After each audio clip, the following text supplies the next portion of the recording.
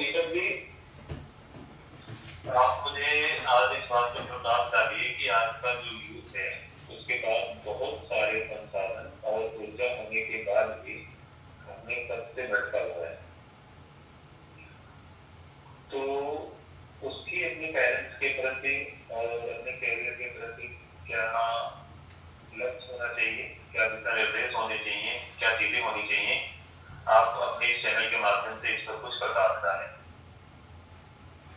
बहुत बहुत धन्यवाद सर आपका। आज आप फिर से समय निकाले और हम लोग एक सामाजिक मुद्दे पे चर्चा कर रहे हैं।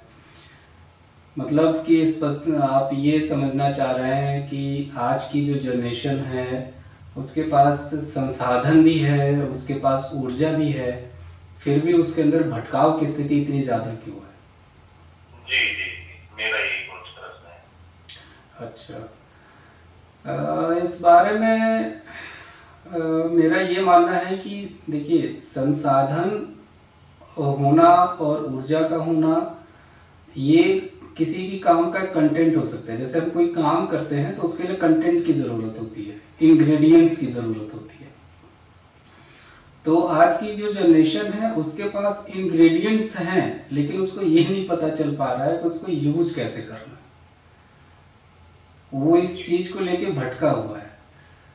तो इस भटकाव में समाधान अगर वो निकालने का प्रयत्न करे तो ये हो सकता है कि पहले तो वो अपने लक्ष्य को निर्धारित करे, और लक्ष्य को निर्धारित करने के लिए उसको पहले कुछ चीज़ों को समझना चाहिए कि जो वो लक्ष्य बना रहा है वो लक्ष्य पाने के लिए उसके हालात कैसे, मतलब कि पहले तो उसको समझना होगा कि उसकी परिस्थितियाँ कैसी हैं,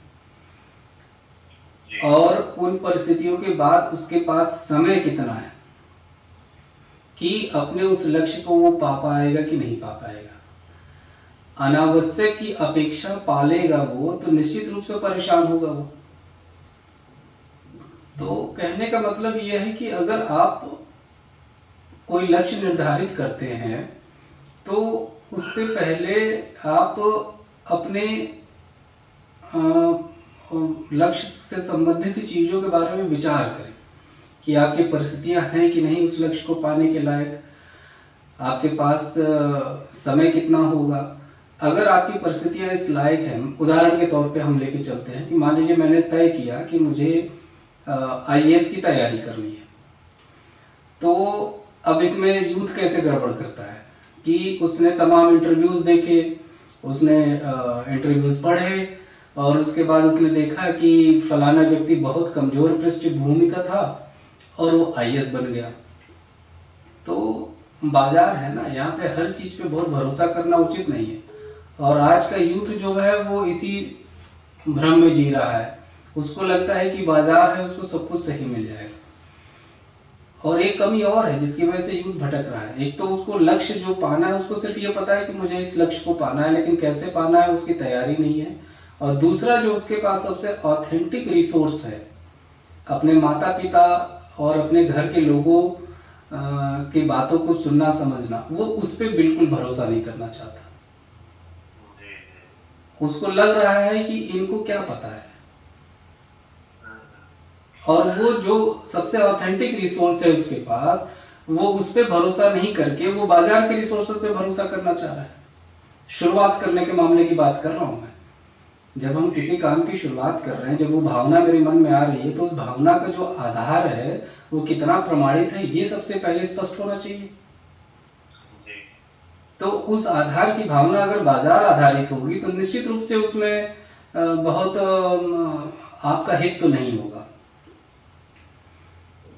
तो सबसे पहले तो बच्चों को, जो आज के यूथ है, उसको अपने घर में अपने गार्जियन से, स्पेशली अपने गार्जियन से, और उसके साथ अन्य जो सगे संबंधी हैं जो योग्य हों कि उसके उस लक्ष्य प्राप्ति में उसकी मदद कर पाएँ, उनसे वो पहले बात विचार करें।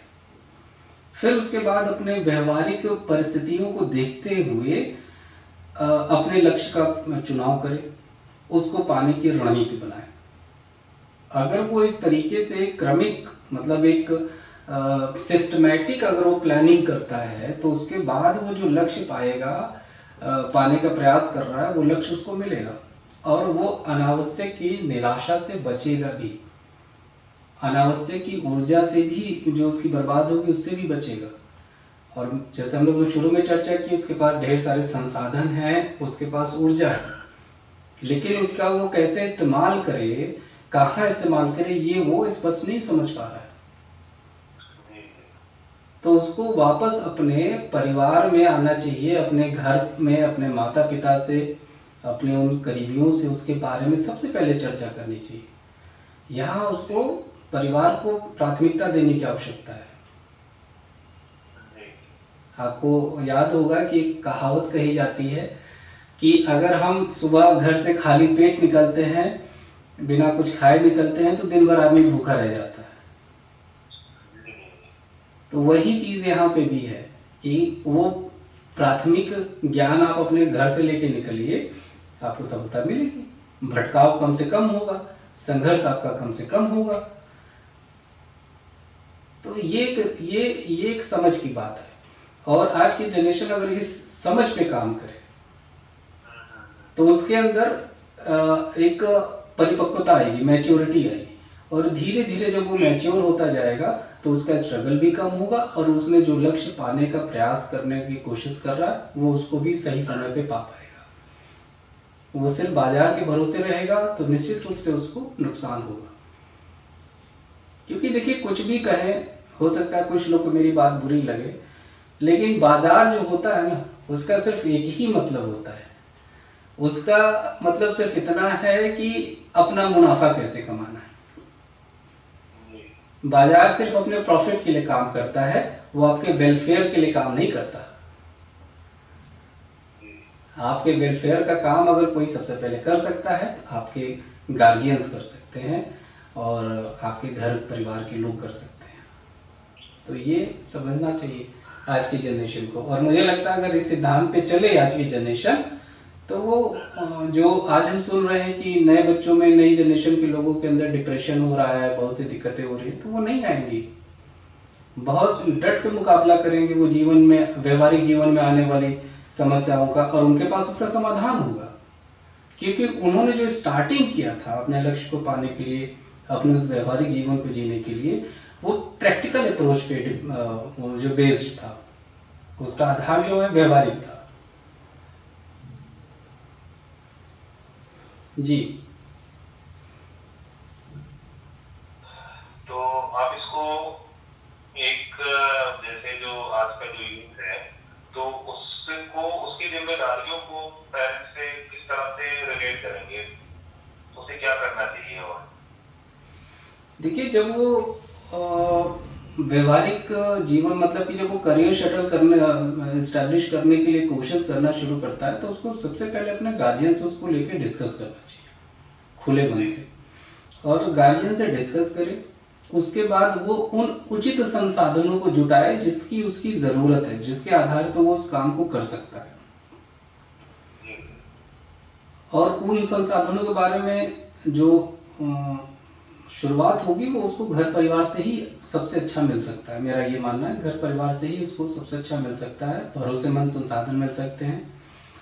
तो वहाँ से वो शुरुआत करे उन संसाधनों को लेके, और एक रणनीति बना के फिर उस काम को और आगे करे, तो सही समय पर वो अपने लक्ष्य को पा जाएगा और भटकाव से बचा रहेगा। तो इस पर फाइनल कंक्लूजन के रूप में आप कुछ बताना चाहेंगे?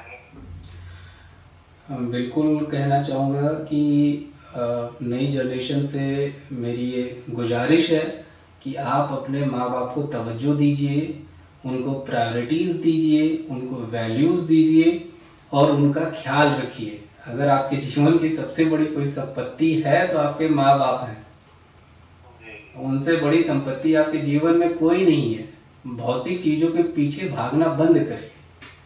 व्यवहारिक जीवन को जीने के लिए ईश्वर ने आपको सब कुछ दिया है। भौतिक संसाधनों का एक अंत है, उसके बाद से उनकी जगह नहीं होती। तो भौतिक जो संसाधन है आपके पास, मेटेरियलिस्टिक रिसोर्सेज है ना, उससे आप अपनी डेवलपमेंट में उसको यूज करिए। उसको अपना बेस मत बनाइए, उन पे डिपेंडेंट मत होइए क्योंकि वो तो भौतिक है, फिजिकल है, वो मेटेरियलिस्टिक है, वो तो चेंज होता रहेगा। और नींव बदली नहीं जाती, ऊपर का स्ट्रक्चर बदला जाता है। जब हम मकान बनाते हैं तो नींव तो वही रहती है, नींव तो हम नहीं बदलते ना बार बार, ऊपर से हम उसको कलर उसका बदलते रहते हैं और उस घर में रहने का सुख पाते हैं। तो आपका जो जीवन है वो घर है और उसके अंदर की गई गतिविधियां जो है उसका कलर है। तो अगर आपने नींव बढ़िया बना के रखी है तो घर आपका मजबूत होगा और उसके अंदर जो आप जीवन में काम करेंगे वो रंग है, वो आप रंग अपने हिसाब से काम करते रहेंगे, वो रंग बदलते रहेंगे और जीवन का आनंद आप लेते रहेंगे।